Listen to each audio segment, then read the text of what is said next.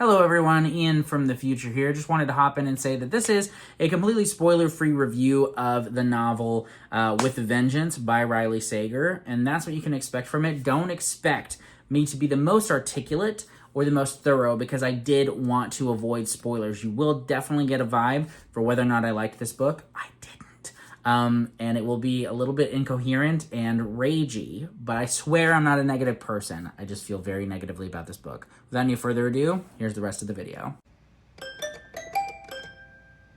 Hey guys, welcome to another video. My name is Ian. Hope you're having a wonderful day today. Thank you so much for stopping by my channel. In this video, I'm going to be reviewing the brand new book by Riley Sager, With a Vengeance. This is his 9th novel, I believe. Yes, it is.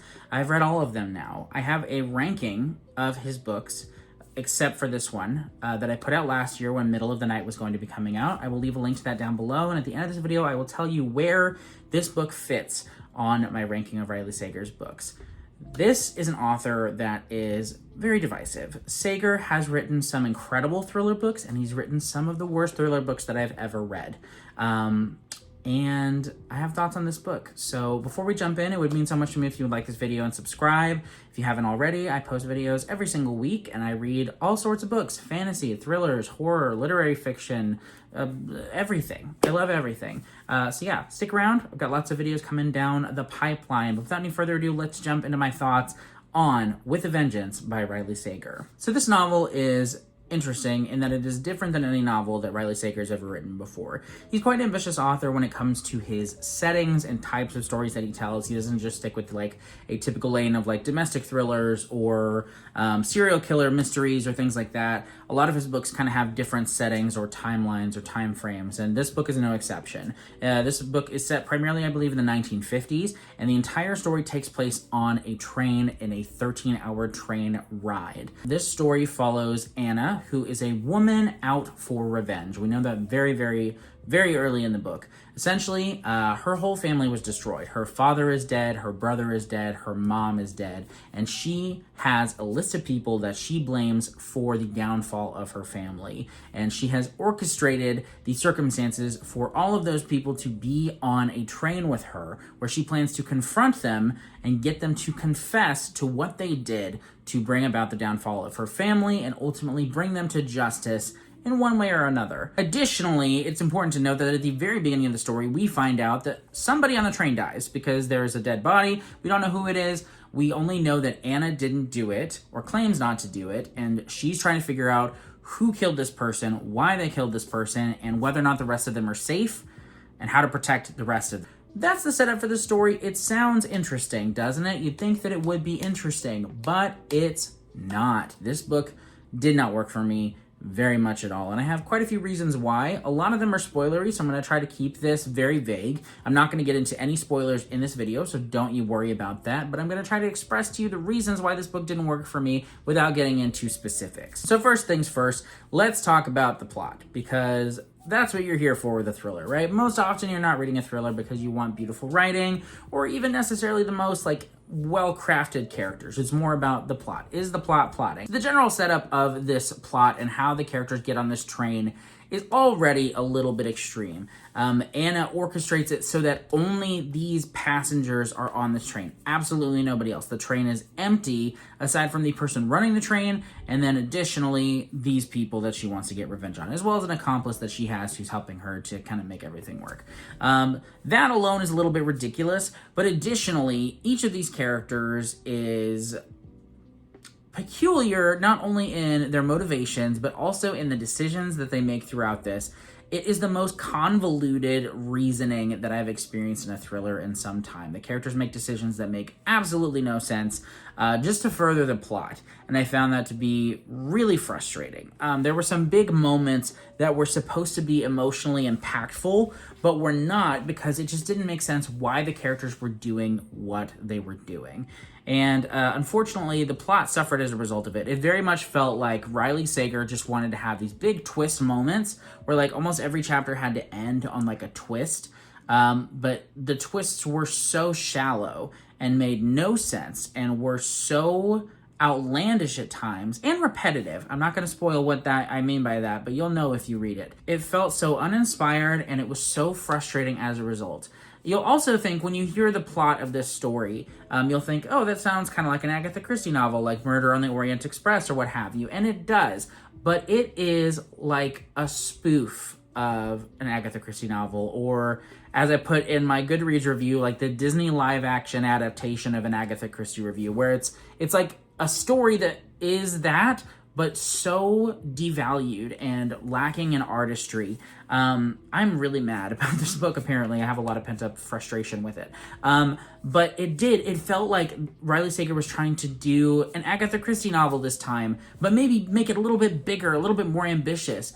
But it just felt over the top and ridiculous and unbelievable. And let me tell you, Riley Sager's written some books that are like stretching the reasonability of the plot and make you suspend your disbelief quite a bit. But even in those instances, the jumps that he makes have a certain excuse, I suppose, whether it be like the subgenre it's in or the type of story he eventually is trying to tell in it, or what have you. But with this one, this is a perfectly natural story, like not supernatural by any means or what have you. No weird twists in that regard. It's just a story, a historical thriller. But the characters act in these over-the-top, outlandish, ridiculous, unbelievable ways where it feels like a cartoon. And I don't want a cartoon thriller. I want a real thriller. And this was not that, unfortunately. Wow, I am so frustrated by this. I didn't realize I was this upset about this book.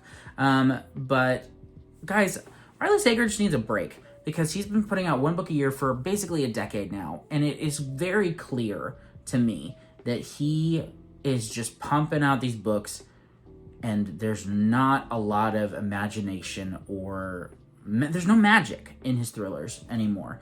And it's so frustrating because, like I said, he's written some really great books. I really enjoyed The Last Time I Lied. I really enjoyed Home Before Dark. A handful of others I've really enjoyed. But Middle of the Night was so bland, and this book was so over the top and ridiculous in a way that just frustrated me. And that's how I feel about that. As far as the other things with the story goes, the characters I thought were very one-dimensional. They all had motivations, but there was no complexity to their emotions, really, except for maybe Anna a little bit. But the other characters just felt very one-dimensional, and additionally, I didn't like any of them. Like, I know they're intended, for the most part, to be unlikable, but I didn't connect with them in any way. I didn't understand their motivations very much, other than just money. Money was the big driver here, which, sure, that's fine. But when you have a book that is so isolated, it is Anna and these characters, the entire plot takes place on this train. You have to be engaged by the characters, and I just did not. Like, there would be these shocking moments, and I wouldn't care.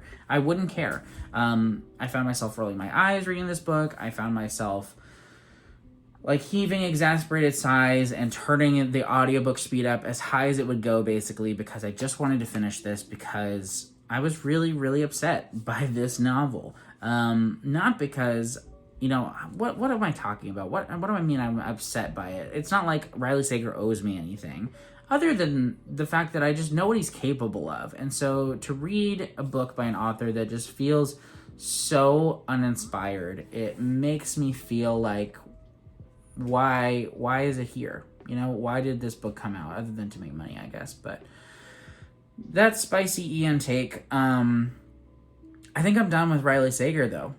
I think I'm done with Riley Sager. The only way that I'll read another one of his books is if it just has like crazy positive reviews, like, well, not necessarily universal, but quite consistent acclaim. Because at this point, I've just been burnt so many times. Like, this is an author who I think genuinely 50% of the time he gets it right. And I don't know if that's a bet I'm willing to take. That's it. Those are my non-spoiler thoughts on this book. I could do a pretty big spoilery rant on this story, but what's the point? What's the point?